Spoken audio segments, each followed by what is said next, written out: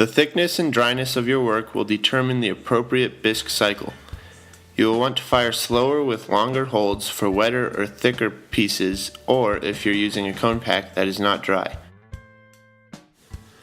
Remember, the different clay bodies are fired to different temperatures.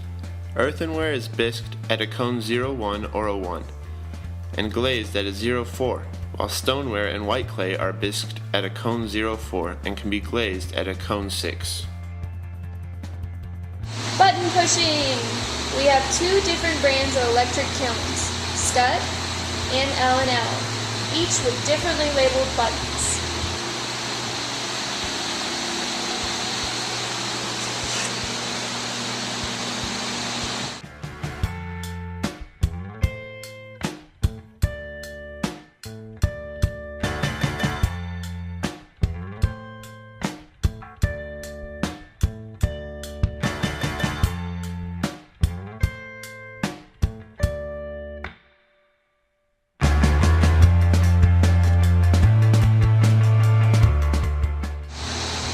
First, we will press stop, then ramp hold. It will ask for a program. These are preset, but instead of relying on these, we always set each kiln manually each time. We press enter. It will ask for segments. Looking at our chosen program, we will find the number of segments we need for our program.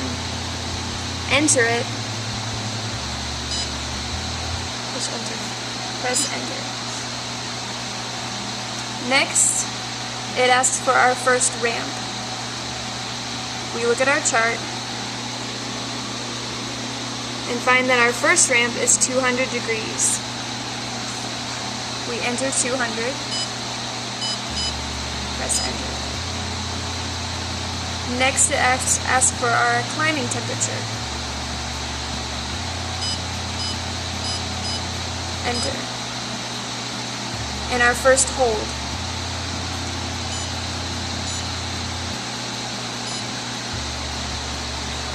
Next, our second ramp. This is 250 degrees to 2000 degrees. Hold 15 minutes. And our final ramp, 150 to cone 6, 2190. Hold 15 minutes. It will now ask for an alarm. Not wanting an alarm, we will set it to 9999 and hit enter.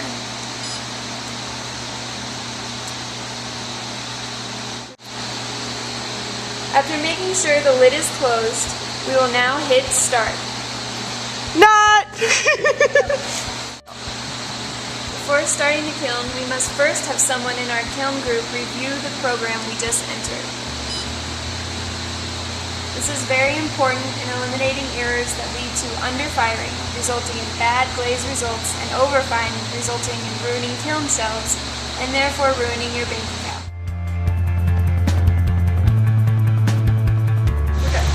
After assuring that your program is correct, you can now press start. But remember to wait for the click, that sweet sound that assures you that the kiln has indeed turned on.